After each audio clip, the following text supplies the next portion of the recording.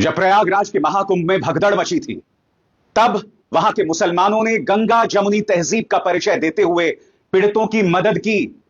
जब प्रशासन यह मानने को ही नहीं तैयार था कि किसी की मौत हुई है, जब मुख्यमंत्री आदित्यनाथ से लेकर पुलिस कोई भी मानने को तैयार नहीं था, तब इमाम बाड़ों में, मस्जिदों में, तमाम धार्मिक स्थलों में मुसलमानों ने हिंदुओं की मदद की। इसीलिए प्रयागराज को गंगा जमुनी तहजीब की एक मिसाल समझा जाता है दोस्तों। और आज मैं आपके सामने दैनिक भास्कर की रिपोर्ट पेश करना चाहता हूं। खूबसूरत मिसाल दोस्तों। एक तरफ मुसलमानों ने गंगा जमुनी तहजीब की मिसाल दी और दूसरी तरफ आपकी स्क्रीन पर यह है बागेश्वर धाम का धीरेन्द्र शास्त्री।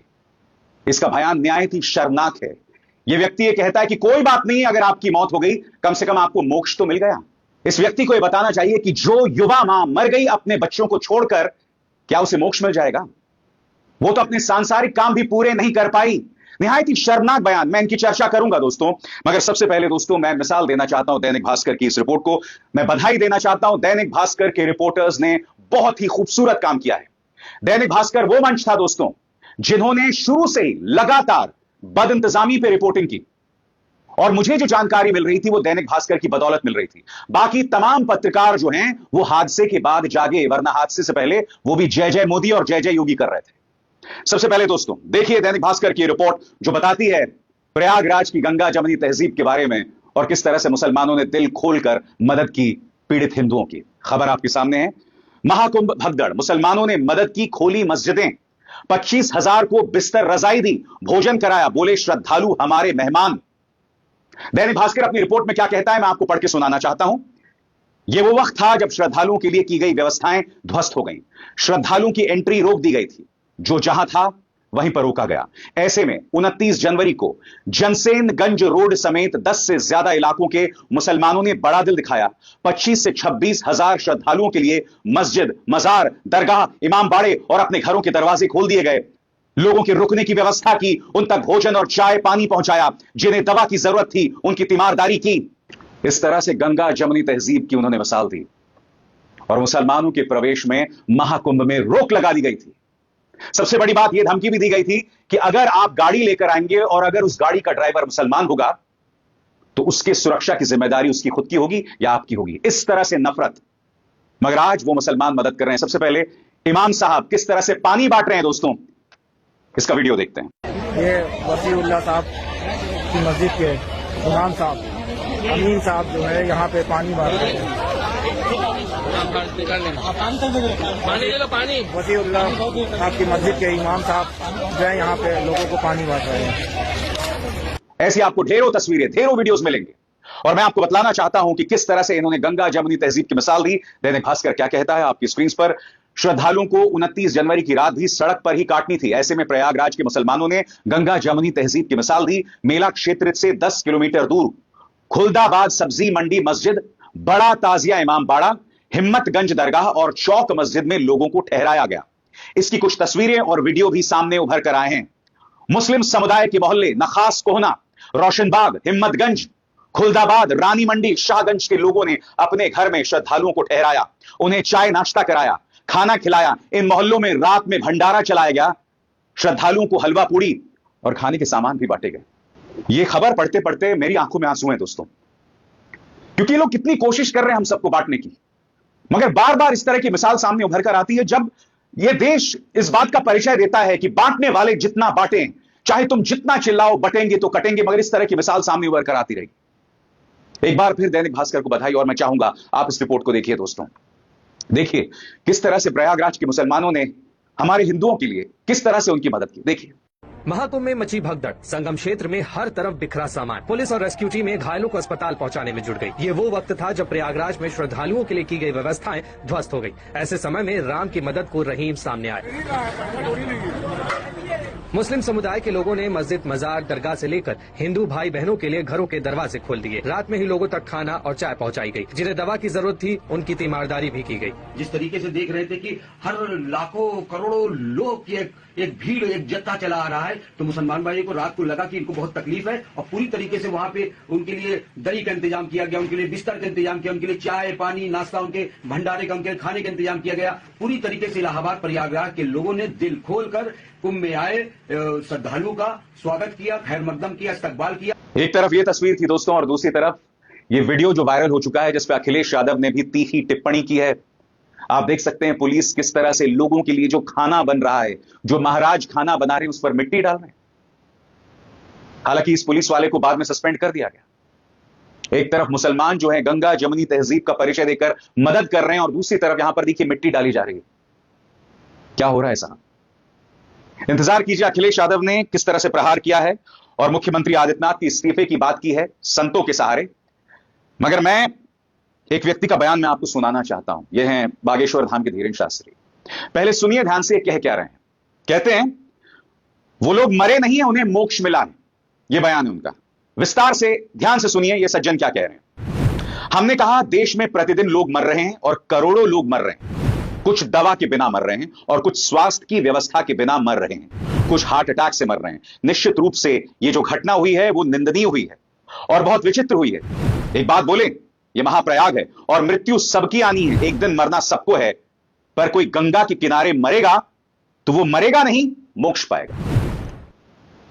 कुछ लोगों को इस बयान पर कोई आपत्ति नहीं होगी क्योंकि हमारे धर्म में हम मोक्ष, निर्वाण, इन तमाम चीजों की बात करते हैं। मगर मैं आपसे एक सवाल पूछना चाहता हूं। कल्पना कीजिए आपके छोटे छोटे बच्चे हैं और अगर उनकी मां एक भगदड़ में मर गई, तो क्या आप उन बच्चों को यह कहेंगे कि जो मौत प्रशासनिक लापरवाही से हुई है, जो मौत भगवान की सेवा में नहीं, वो जो 50-60 लोग मर गए हैं वो भगवान की सेवा में उनकी मौत नहीं हुई है, प्रशासनिक लापरवाही से उनकी मौत हुई है। और कोई आपको यह कहे कि साहब इनको तो मोक्ष मिल गया। मोक्ष कैसे मिलता है मुझे बताइए ना। मोक्ष आपको तब मिलता है जब आप निष्काम भाव से अपने तमाम कर्मों को करें, अपने तमाम कामों को करें। और इसमें आपके गृहस्थ काम भी हो सकते हैं, रोजमर्रा के काम भी हो सकते हैं, निष्काम भाव से। ये जो सो कॉल्ड साधु संत है धीरेन शास्त्री जैसा, जिसे मैं अव्वल दर्जे का ढोंगी मानता हूं, इनका ये जो बयान है ना दोस्तों, निहायत ही संवेदनहीन बयान है, निहायत ही संवेदनहीन बयान है। मैं फिर कहना चाहता हूं, जो युवा औरत मर गई है, जो छोटी सी बच्ची मर गई इस भगदौड़ में, उसे कहां का मोक्ष मिल रहा है भाई? ये लोग सब अपनी अधूरी मनोकामनाएं के साथ जो है मर गए और वो भी प्रशासनिक लापरवाही की वजह से। यानी कि प्रशासन के नाम पे ये लोग शहीद हो गए। इन्हें कहां से मोक्ष मिलने वाला है? क्या धीरेन शास्त्री इन सवालों का जवाब देंगे? इतना वाहियात बयान। इससे पहले इस व्यक्ति ने यह भी कहा था कि जो लोग कुंभ नहीं आएंगे, महाकुंभ नहीं आएंगे, वो देशद्रोही कहलाएंगे। अरे हमारे सैनिक सियाचिन बॉर्डर पर हैं, ठिठुरती ठंड में उन्हें देश की रक्षा करनी है, वो लोग नहीं आ पा रहे हैं तो क्या वो भी देशद्रोही हैं? यानी कुछ भी वाहियात, कुछ भी अनर्गल, कुछ भी अंड बंड संड बोलते रहो। गजब का आदमी है यार। बहरहाल दोस्तों, अखिलेश यादव ने कहा है कि स्वामी अविमुक्तेश्वरानंद जो हैं वो मुख्यमंत्री आदित्यनाथ के इस्तीफे की मांग कर चुके हैं। उन्होंने संसद के अंदर मुख्यमंत्री आदित्यनाथ पर करारा प्रहार किया है। सुनिए क्या कह रहे हैं अखिलेश। सरकार अपनी नाकामी छिपा रही है और सबसे बड़ी बात है जो अभी भी लोग फंसे हैं सड़कों पर, उनका इंतजाम करें, डीजल पेट्रोल का इंतजाम करें, उन्हें सुरक्षित पहुंचाने का इंतजाम करें।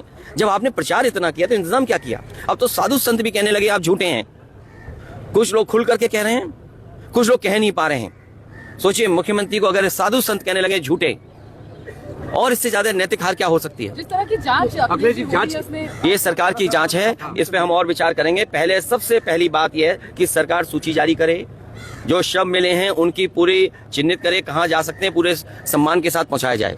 इसके अलावा पूर्व मुख्यमंत्री अखिलेश यादव ने इस बयान में उत्तर प्रदेश सरकार को कुछ सुझाव दिए हैं। वो सुझाव क्या है, एक एक करके आपकी स्क्रीन पर आ रहे हैं दोस्तों। सुझाव नंबर 1, भोजन पानी के लिए जगह जगह दिन रात ढाबे खोलें और भंडारों के आयोजन की अपील की जाए। प्रदेश भर से मेडिकल और पैरा मेडिकल स्टाफ को स्वयंसेवी लोगों के दोपहिया वाहनों के माध्यम से दूरस्थ इलाकों में फंसे लोगों तक पहुंचाने की व्यवस्था हो। महाकुंभ के आसपास और प्रदेश भर में मीलों तक फंसे वाहनों को पेट्रोल डीजल की आपूर्ति सुनिश्चित की जाए। दवाई की दुकानों को दिन रात खोलने की अनुमति दी जाए। लोगों को कपड़े और कंबल दिए जाएं। जहां हजारों करोड़ लोग प्रचार पर और दुर्घटना की खबरें दबाने के लिए बहाए जा रहे हैं, वहां पीड़ितों के लिए कुछ पैसे खर्च करने से सरकार पीछे क्यों हट रही है? दोस्तों, इसमें दो राय नहीं है। जब 2013 में महाकुंभ में रेलवे प्लेटफॉर्म पर एक हादसा हुआ था, स्नान स्थल पर नहीं। कहने को ये केंद्र सरकार की जिम्मेदारी थी, मगर मैं नहीं भूला, आप और हम, मैं बतौर पत्रकार, आप बतौर नागरिक, उस वक्त अखिलेश यादव से सवाल पूछ रहे थे। उस वक्त ये शख्स यानी आजम खान इंचार्ज मंत्री थे। कम से कम हमें यह पता था कि इंचार्ज कौन है। और तब मैं नहीं कहता हूं, सुनिए खुद एक साधु ने आजम खान के बारे में क्या कहा था। सुनिए, यह बयान मैं आपको पहले सुना चुका हूं, फिर से सुनिए। बात और बता दूं, 2012-13 का कुंभ मैंने देखा और उस समय आजम खां मेला के प्रभारी हुआ करते थे। मेला में कोई गड़बड़ हो गई तो आजम खां संतों के सामने हाथ जोड़ के खड़े हो गए। वो दूसरे संप्रदाय के थे, वो सपा के थे, मुसलमान थे, लेकिन संतों के साथ उन्होंने हाथ जोड़ के माफी मांगी और उन्होंने कहा, संतों आपको कोई दिक्कत नहीं होगी, हमसे गलती हुई, हम क्षमा चाहते हैं। और आपको आश्चर्य बता दूं, आज तो पता ही नहीं लग रहा है कि मेला प्रभारी कौन है। मेला प्रभारी तो मिलता ही नहीं। यानी कि जवाबदेही थी। आज अखिलेश यादव नेता विपक्ष होते हुए भी कुछ संवेदनशील सुझाव दे रहे हैं, मगर जो मुख्यमंत्री मौत के आंकड़ों को स्वीकार करने को तैयार नहीं थे 17 घंटों तक, क्या वो इन सुझावों को मानेंगे? यह सवाल है अपने आप में दोस्तों, और इन सवालों से नहीं बचा जा सकता। 26 फरवरी तक आयोजन होगा महाकुंभ का। इस पूरे आयोजन में 40 करोड़ श्रद्धालु आएंगे, लेकिन तैयारी हमारी होगी 100 करोड़ श्रद्धालुओं की व्यवस्था के लिए। बहरहाल, जब से यह हादसा हुआ है 29 जनवरी से मेरा दिल उदास है दोस्तों, दिल बहुत उदास है। और जब मैं इस तरह की मिसालें देखता हूं ना, कि जब एक दूसरा नागरिक आपकी मदद करे, गंगा जमुनी तहजीब की ढेरों मिसालें जब सामने उभर कर आती है ना, तो हल्का सा मरहम दिल पर जरूर लगता है। यह कहने को एक छोटी सी मिसाल है, हालांकि 25,000 लोगों को मदद पहुंचाई गई है, जैसा कि दैनिक भास्कर दावा कर रहा है। मगर मैं कहता हूं दोस्तों, अगर 10-12 लोगों को भी मदद पहुंच जाए तो क्या है, दिल से दुआएं तो निकलेंगी ना ऐसे लोगों के लिए। पुण्य ही तो आप कमाओगे।